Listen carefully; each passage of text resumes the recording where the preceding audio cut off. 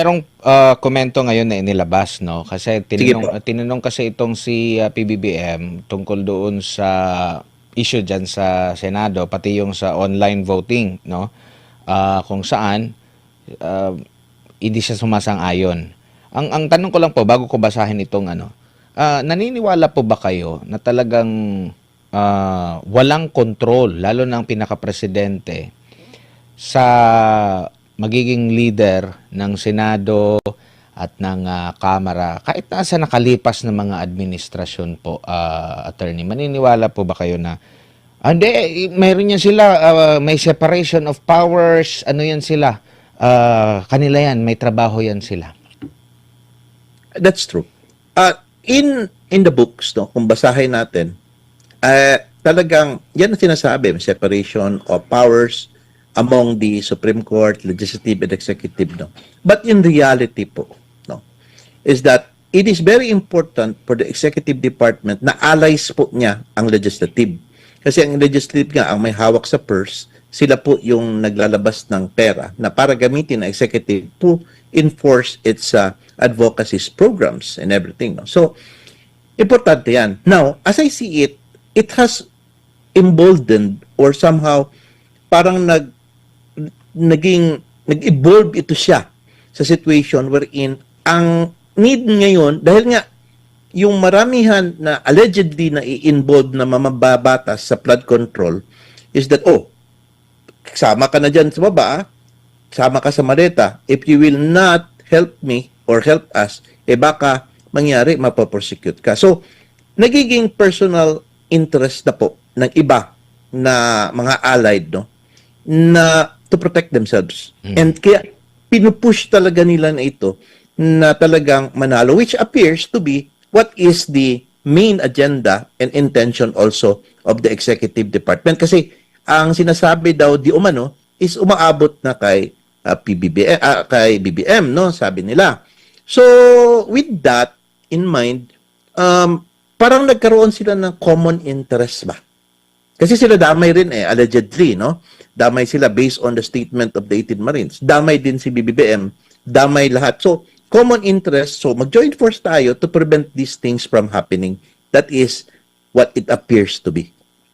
Opo, sabi dito ni Senadora Amy sa naging statement ni PBBM, I think what the administration is doing to the majority bloc is already very obvious. Since even the president is now lambasting the Senate and meddling with the online voting issue. These are clear incursions in the constitutional boundaries between executive and legislative. It seems the intent is to paralyze us because they're afraid of what a real blue ribbon investigation will reveal. They want to render us powerless so that the Senate will become a rubber stamp for their plans. Kahit si Senadora Amy, ang nakikita niya Yes. dito is hindi yung impeachment, kundi yung sa Blue Ribbon na investigasyon sa flood control. I agree with her. In fact, nabasa ko rin po yung statement ni BBM, no.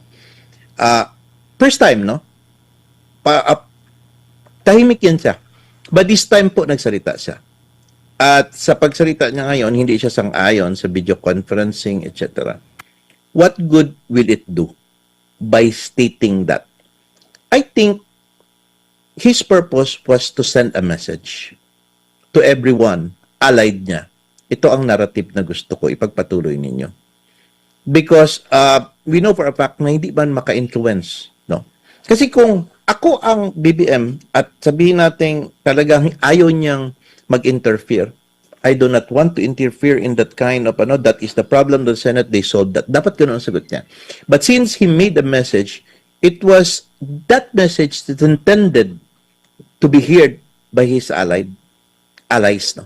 So yung statement ni Amy Marcos, it's, alam niya, basa niya yung kapatid niya yun, I would agree with that, which appears to have the semblance of truth and factuality and as well as parang correct framing ng pag-understand kung ano ang ginagawa ng kapatid niya. Opo. Dito po sa issue ng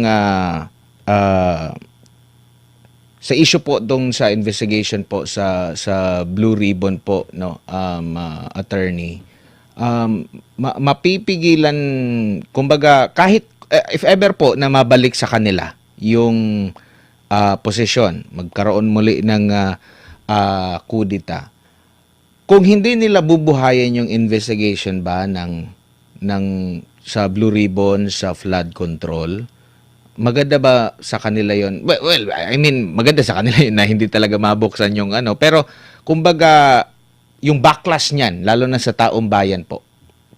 They don't care anymore, Admar. Ganun pa rin. Yes, they don't care anymore because what they want is to preserve. No? Yung itatawag natin, pero protektahan na nila either ang sarili nila or yung allies nila. They are protecting someone. And no matter what will be the backlash, they don't care. Siguro, isip din nila, may dilipas lang yan. O iba naman, hindi naman ako tatakbo. Mag-off na lang. Tatahimik lang ako. Mag-off na lang ng comment section. Diba? Mga things like that. So, what I'm trying to say is that, mag-off na lang. Talagang hindi ka na makakomment. No? So, tsaka yun nga, grabe ng backlash sila. Talagang nabasa na yun sila, maligo na lang sila. No? But how I see it is that, ang gina-worry ko, which I do not want, is when the people get tired of it and they will exercise their power already. It will be a peaceful one, like what happened in EDSA, wherein people may say, we're tired. Let's have a peaceful protest. Wala nang uwian. Sana wag, kasi magulo ba ang ating pobre na ang bansa natin, ubus na, dala ng ang pera, sabi ni BP, tapos utang na tayo left and right dito. At the end of the day, meron na naman tayong controversy nito na pipilitin sa isang tatawag na power of the people, no, to protest sa government yung mga ayaw nila gawin, which eventually later on will involve in a situation na baka sakayan po ng mga ibang mga personalities na ang gusto nila ay kaguluhan, magkakaroon ng kaguluhan. Hindi dapat ganun, no? Ang akin lang naman sana is that, so, they represent po itong mga mababatas natin. They represent at large the whole Philippines. They have to listen to the people. Ano ba talaga? Listen, why don't you not listen to what the people are saying? Do not wait for the people to come out from their houses and tell everything in the streets at magpo-protest sila, magsasalita sila doon. Hindi ba pwedeng pakinggan nyo na? Katulad ng ibang mga nasa lower house na ang constituents man sila per district or sectors nila, tinanong. At nung nalaman anong gusto ng mga tao, yun ang sinunod. No, sabi ng mga constituents ko, ayaw nila ng impeachment, sundin ko. Why? Because I am just a representative of my district. Likewise, a senator was elected at large in the whole Philippines. You are representative of the people. You have to understand what the people wants. You have to listen to them. At you should understand na yun ang dapat sundin. But the problem is that they don't care anymore. They wanted to have their own narrative. Hindi ko naman sinasabing ang minority is perfect. The majority is perfect. Meron din silang mga flaws. However, ang atin lang kasi is that kapag igigipit po yung narrative na parang gusto lang ng minority i-portray, like hanggang dyan lang, hindi na patestipayin yung 18 Marine, si Chavit Singson, something is wrong. People are expecting that na makaparinig sa kanilang testimony para mabalanse po namin kung ano po ba talaga ang parang may semblance of truth. Opo.